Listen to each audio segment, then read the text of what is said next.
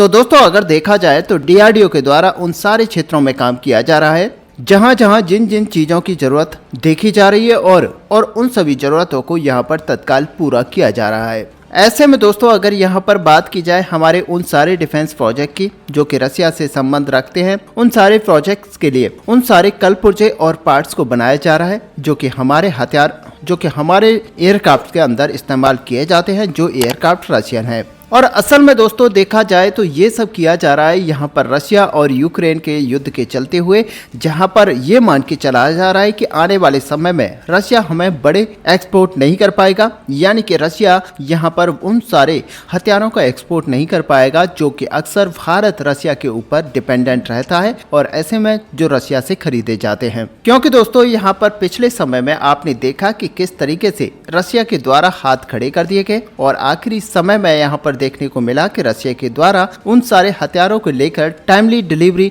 नहीं दी जा रही है जो हथियार और कलपुर्जे रशिया से इंपोर्ट किए जाते हैं। ऐसे में दोस्तों आपने देखा कि S-400 की जो रेजिमेंट है उसको लेकर भी यहाँ पर रशिया की तरफ से साफ कहा गया कि अभी इसको आने में और भी डिले हो सकता है और उनकी तरफ से ये साफ बताया गया कि 2026 से पहले ये डिलीवरी भारत को नहीं हो पाएगी। और दोस्तों यहाँ पर 26 के अंतर भी अगस्त मंथ तक की बात कही जा रही है, तो कहने का मतलब यही है कि 2.5 से 3 साल का डिले यहाँ पर देखने को मिल सकता है। और ये सारे डिले यहाँ पर भारत अफोर्ड नहीं कर सकता क्योंकि भारत को इन सारे हथियारों की जरूरत बहुत ही क्रिटिकल सिचुएशन के हिसाब से थी और जिस तरह की सिचुएशन से आज भारत गुजर रहा है वहाँ पर देखने को यही मिल रहा है कि भारत को S-400 की यहाँ पर सख्त जरूरत थी। ऐसे में दोस्तों यहाँ पर भारत को आत्मनिर्भरता हर हाल में चाहिए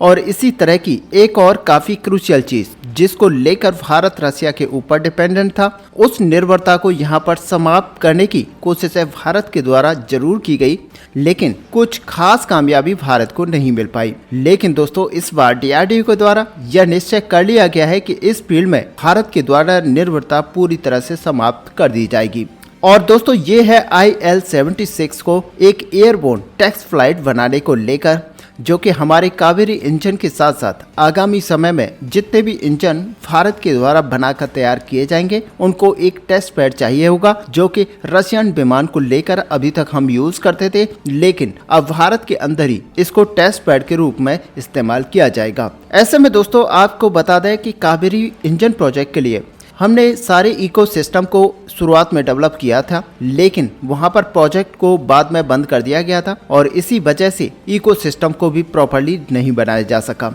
ऐसे में यहाँ पर IL-76 को टेस्ट पैड के रूप में कन्वर्ट करने को लेकर जो प्लानिंग थी उसे लेकर भारत ने इस प्लानिंग को ड्रॉप कर दिया था। लेकिन दोस्तों अब यहाँ पर हम जानते हैं कि कावेरी इंजन का एक नया संस्करण बनाया जा रहा है और जैसा कि हमने 2 दिन पहले भी आपको बताया था कि किस तरीके से आफ्टर बर्नर ऐड करते हुए कावेरी इंजन को बनाकर तैयार किया जाएगा और इसकी आने वाली जो थ्रस्ट है वो 95 किलोन्यूटन तक हो सकती है, क्योंकि इसके अंदर हम कई सारे अपग्रेडेशन कर रहे हैं और इसी के चलते माना यह जा रहा है कि अब जब इसको टेस्ट किया जाएगा तो बहुत ही पॉजिटिवनेस इसके साथ निकल कर आएगी। और दोस्तों अभी जो ड्राई कावेरी इंजन तैयार किया गया है इसके एयरबोर्न टेस्ट करने हैं। इन सब के लिए बार बार इंजन को रशिया भेजना, वहाँ टेस्टिंग करवाना, उसके बाद सर्टिफिकेशन हासिल करना, ये काफी लेंथी प्रोसेस है, क्योंकि पिछली बार हमने इसी तरह का काम किया था और उस समय हमें सभी को पता है कि यहाँ पर कितना लंबा समय उसको टेस्ट करवाने में लगा था। और दोस्तों आपको पता ही है कि रशिया यहाँ पर युद्ध में बिजी है, जिसकी वजह से सारे काम यहाँ पर डिले होते जा रहे हैं। लेकिन दोस्तों अब यहाँ पर डीआरडीओ की तरफ से तय किया गया है और डीआरडीओ ने यहाँ पर वायुसेना से डिमांड कर दी है कि आप अपना एक ट्रांसपोर्ट एयरक्राफ्ट यानी कि जो IL-76 होगा जो कि रशियन ओरिजिन का ही है उसे हमें दे दीजिए और हम उसमें कई सारे चेंजेस मॉडिफिकेशंस करते हुए एक टेस्ट पैड के रूप में इस्तेमाल करेंगे। और दोस्तों इसी के ऊपर अब बताया जा रहा है कि कावेरी इंजन के जितने भी वेरिएंट बनाए जाएंगे उन सभी को टेस्ट किया जाएगा और इसके अलावा 110 से लेकर 130 किलोन्यूटन तक के इंजन एमका के लिए बनाए जाएंगे, उनको भी इसी टेस्ट पैड के अंदर किया जाएगा। तो दोस्तों कुल मिलाकर अगर देखा जाए तो ये भारत के लिहाज से काफी बड़ी अपडेट है, क्योंकि काफी समय यहाँ पर इसको कर लेना चाहिए था, जिससे कि भारत अपने इंजन्स को यहाँ पर खुद ब खुद भारत के अंदर ही इस्तेमाल कर पाता, टेस्ट कर पाता। हालांकि आज भी कर रहा है तो काफी अच्छा है और कुल मिलाकर देखा जाए तो भारत के लिए ये इतना अच्छा है कि भारत इसको विदिन अ मंथ टेस्ट कर पाएगा और सर्टिफिकेशन भी करवा पाएगा। और दोस्तों ऐसे में अगर एमका के इंजन की बात की जाए तो एमका के इंजन को लेकर भी काफ़ी बड़ी और पॉजिटिव खबर निकल कर आ रही है। बताया ये जा रहा है कि इस साल के मध्य तक यानी कि जून जुलाई तक हम फाइनली उस पार्टनर का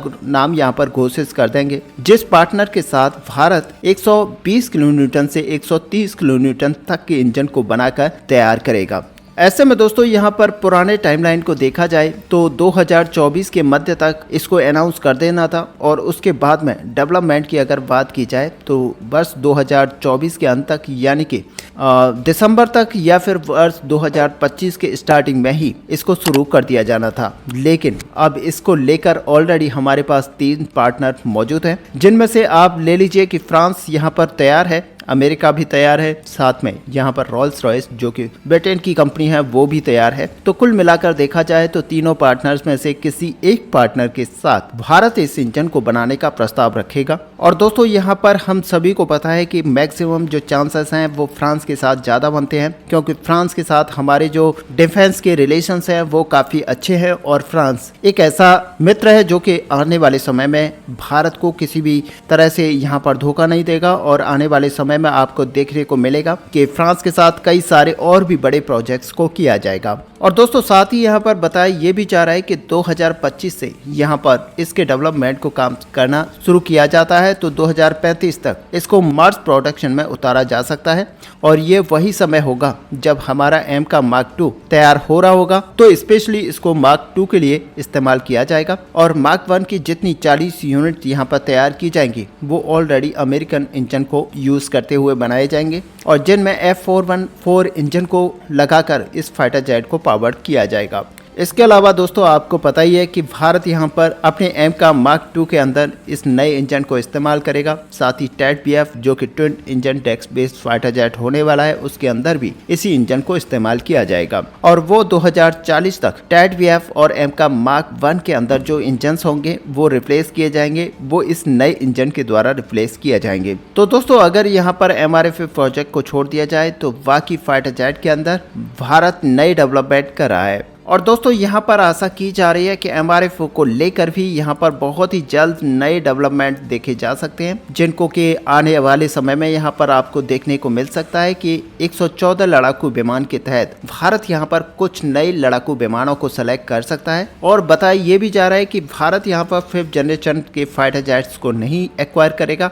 बल्कि भारत की पूरी जो तैयारियां हैं वो इसी को लेकर है कि भारत यहाँ पर 4.5 जनरेशन के फाइटर जेट्स को ही एक्वायर करेगा जो कि हमारे MRF टेंडर के अंतर्गत किए जाएंगे। और दोस्तों यहाँ पर बताया ये भी जा रहा है कि वायुसेना की जो रिक्वायरमेंट्स हैं वो हमारे 4.5 जनरेशन के एयरक्राफ्ट को ही लेकर है। और ऐसे में यहाँ पर देखा जाए तो एमका लड़ाकू विमान जो भारत 5th जनरेशन का फाइटर जेट बना के तैयार करेगा उसको वायुसेना में भारी मात्रा में यूज किया जाएगा और उसके परिप्रेक्ष्य में यहाँ पर कोई अन्य लड़ाकू विमान जो कि 5th जनरेशन का होगा उसको नहीं खरीदा जाएगा। तो देखना ये होगा कि आखिरकार भारत यहाँ पर MRF टेंडर के तहत कौन से लड़ाकू विमान को परचेज करता है और इसके तहत कितने लड़ाकू विमानों को आखिरकार इस टेंडर के तहत खरीदा जाता है। वैसे यहाँ पर देखा जाए तो मोटा मोटी यहाँ पर भारत की जो अभी सिचुएशन बनी हुई है उसके हिसाब से राफेल फाइटर जेट यहाँ पर खरीदा जा सकता है। और साथ ही जो कि अमेरिका की तरफ से कुछ ही दिन पहले एक बहुत ही बड़ा ऑफर भारत को दिया गया है अपने F-15EX मॉड्यूल को लेकर,